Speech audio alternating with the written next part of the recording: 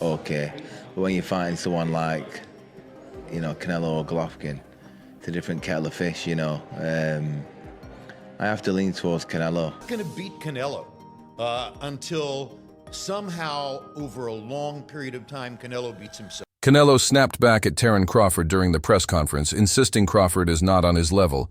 He expressed disdain for fighters who focus only on surviving 12 rounds without delivering a competitive, exciting fight, according to Canelo.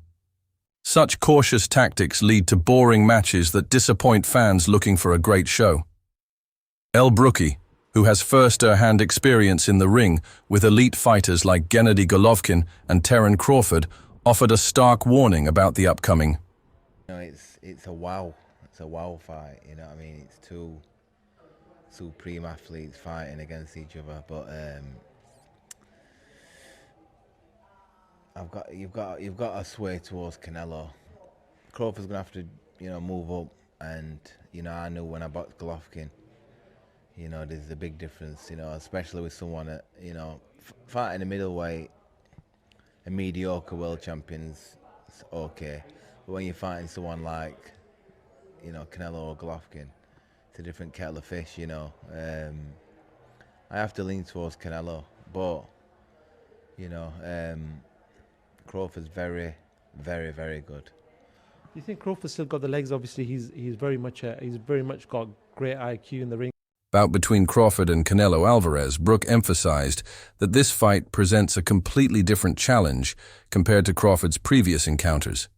According to Brook, Canelo's style is unique and fundamentally different from the opponents Crawford has faced before, unlike Crawford, who is shorter in stature and relies heavily on skill and speed. Canelo brings a blend of power ring intelligence and tactical versatility that sets him apart. Maybe outmoving Canelo if he needs to. Well, I don't know. I think when we look back at Mayweather when he beat Canelo, he's a mover. Crawford's not really like Mayweather in that aspect. He's more, he kind of sets his feet and he's cute with how he approaches chucking shots and moving. I think it's a different fight to Mayweather, and Canelo's obviously a different fighter from when he boxed Mayweather. But like I say, it's one of them what we've got to tune into and watch.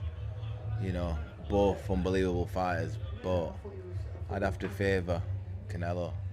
Just his size and his experience and just his ring generalship, he's got confidence, he's big.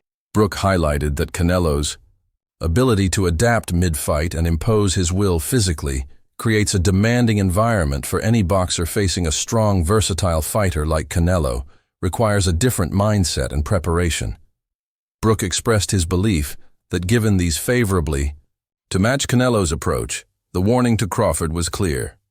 This is not the same kind of opponent he has faced before. Veteran commentator Jim Lampley has voiced strong confidence in Canelo Alvarez's ability to secure a victory over Terence. He's a great defender.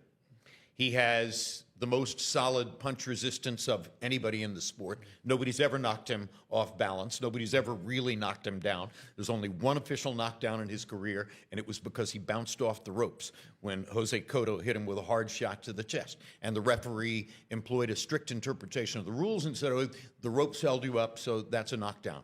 He's never been put on his back by anybody. He rides horseback every morning.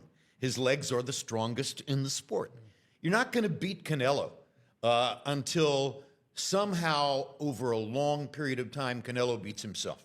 If he gets tired of all the discipline he has had to employ to make all the money he's made, if he has enough giant ranches in the Yucatan, if he has enough beautiful horses, if he has had enough unforgettable dinners with Mexican billionaires in Mexico City and Vegas, then maybe.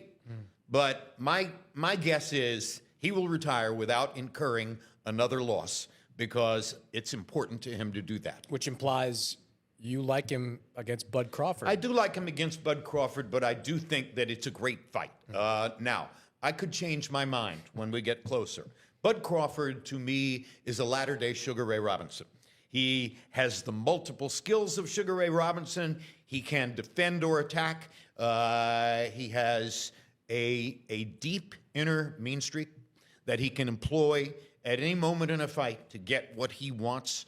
You know, before the fight against, help me out here last. Madrimov was his last fight. Spence? Spence. Yes. Before the fight against Errol Spence, there were quite a lot of people in the sport, in boxing media, who were saying, you know, I like Spence to win the fight. I was one of those people who said, no way.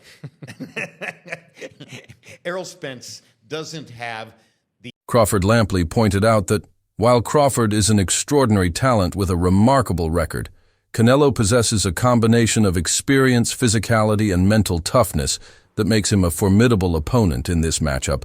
Lampley believes that Canelo's history of competing against and defeating top-tier fighters across multiple weight classes gives him an edge. Crawford, on the other hand, he has been walking down his fighters, and people don't see that but me. For some reason, when I had that tape, people were screaming cat. And it's like David Evanesian, Errol Spence, Sean Porter, Gamboa, a Mean Machine. Even against Madrimov, the way he won the fight was by fighting. It wasn't Floyd Mayweather sticking.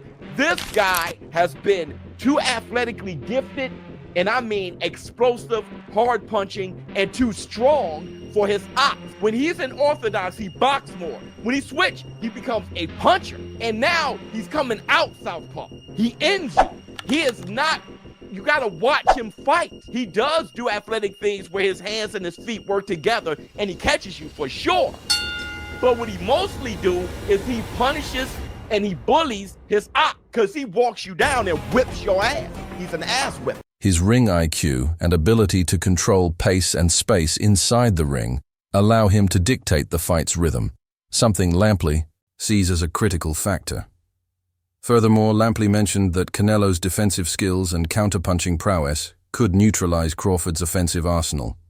Ultimately, Lampley's analysis suggests that Canelo's well-rounded game comes despite Crawford's undeniable skills. Terence Crawford's career speaks volumes about his talents and accomplishments. It was interesting to see the comments from Canelo on how he sort of assessed Bud Crawford's career. I almost feel after the Spence fight that was like an exclamation point on everything he's done, maybe from the critics who never gave him credit, but it almost seems like Canelo was downplaying his achievements.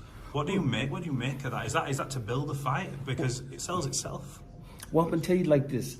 I think Crawford rebuttal was everybody always say he hasn't fought nobody or no everybody that he fought was a no name. But I'm gonna tell you like this: what Crawford said, well, they was something until Crawford fought him. So obviously he's doing a great job because he's making everybody look normal.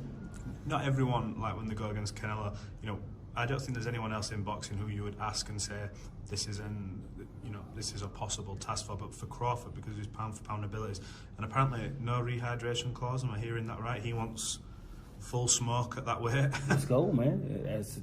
That's what Crawford wants. He wants to show the world that he's the best. So, hey, why put stipulations in there when you know that you can be the best? So, let's go test ourselves. Look, I appreciate you taking this time. We don't get to speak all the time, so it's good to get you over here. And maybe we'll catch up later in fight week, but I appreciate you. Thank you. All right. He has demonstrated exceptional boxing skills, power, and ring adaptability throughout his journey, earning his place among the sport's elite. Yet there's a paradox in how Crawford's fighting style is perceived by the public. While Crawford's technical prowess and tactical brilliance are widely recognized within boxing circles, the general audience often overlooks these attributes in favor of flashier, more aggressive styles. Crawford tends to approach fights with calculated precision, blending defense with sharp counters and strategic pressure. I hope that Crawford didn't get any ideas from Skull. I don't think he did. I think Crawford is a hell of a fighter, and it's going to be a hell of a fight. How does weight play a part in that fight? Oh, what? How does weight play a part in that fight, do you feel? Weight? Weight. The size difference. Oh, no, I don't think that, that doesn't, like you saw today, the guy was like, I don't know how much taller. It didn't really play into it either. But Crawford is a hell of a fighter, and you saw today when they did the face-off in the ring, they're virtually height-wise, they are virtually the same. Crawford might even be a little bit taller, But when you look at Canelo, the way he's built, I mean, his legs, his shoulders, his neck, that is why he's never been hurt. And he's never been hurt fighting fighters at a substantially higher weight, substantially bigger than him, and they still couldn't hurt him. Yeah. And then you look at Crawford, who is a smaller guy, is moving up 2 weight classes, tried at 154, barely won, couldn't hurt Madrimov, and now he's going to go against the guy with the best chin in the sport. You know, that's why probably odds maker have Canelo as a favorite. But having said all of that, Crawford is just a hell of a fighter. I was there when he fought, I was ringside when he fought. This methodical style, although effective, is sometimes criticized for lacking excitement. As it doesn't always deliver high-octane action that casual fans crave, this disconnect means that many fans don't fully appreciate the skill set Crawford brings to the ring. Boxing analyst Bomac offers a contrasting viewpoint, recognizing Canelo's